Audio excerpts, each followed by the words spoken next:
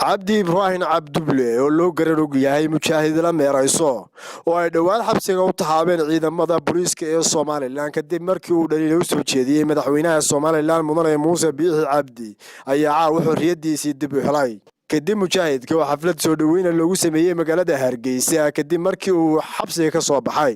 ayaa waxa uu waraysi gaar ah siiyay telefishinka bulsho waxaanu ka dareen celiyay xarigiisa sidoo kale waxa uu ka warbixiyay sababaha uu xarigiisu daaran yahay xarigaygu wallaahi wuxuu ii kordhiye mooyaane waxba ima yeelayo waanan ku kalsoonahay kana hadhi mayno u dhaqaajin mayne fulaadhoosha ka adkaysta waxaan muddadii aad xidhnayd aad ku xidhnayd xabsiga Madheera sidee bay kula dhaqmeen ciidamadii ku taxaabay xabsiga intaasi aad ku sugnayd wallaahi kuwii maxkamadda gobolka naga qaaday Mr. Cumar iyo booliskiina qaaday birmadka aad iyo aad ayaan ugu mahadnaqayaa ilaa taliya cadaad niman wanaagsan bay ahaayeen waxay ahaayeen muwaadiniintayadii shaqada qaranka noo hayay mahad weyn baan u naqayaa taliya cadaad iyo nimankii booliska ahaa ee la socday oo ka mid yahaa nin Cumar la yidhaaho oonan hore u aqoonin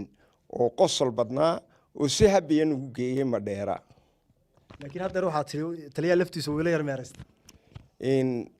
taliyaha uu ila yar meeraystay taliyaha saldhigga dhexe inkasta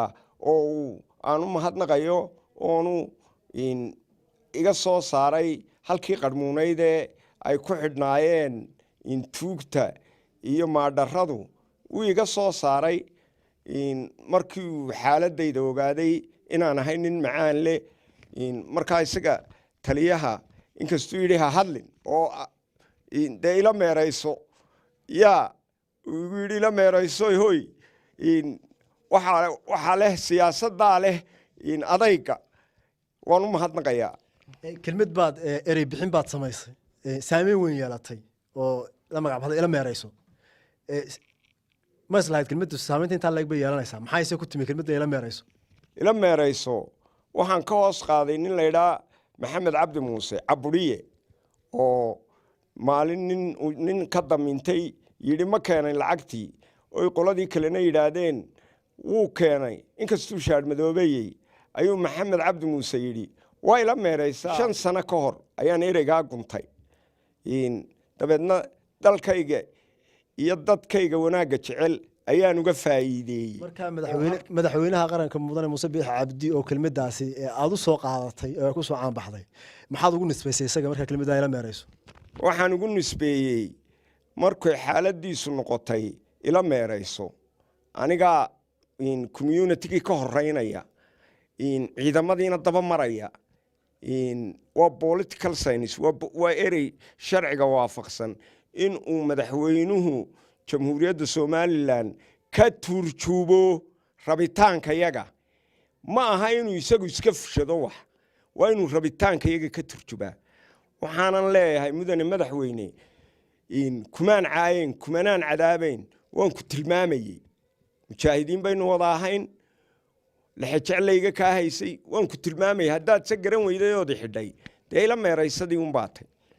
wararka qaar waxay sheegayaan in intii aad xidhnayd madaxweyne Biixi habeenimada kamid ah kugu soo booqday intii aan lagu gudbin Madheera ma jirtaa in madaxweynuhu ku soo booqday inta xidhnay maya ma jirto inuu soo booqan sidaad og tahay booqashada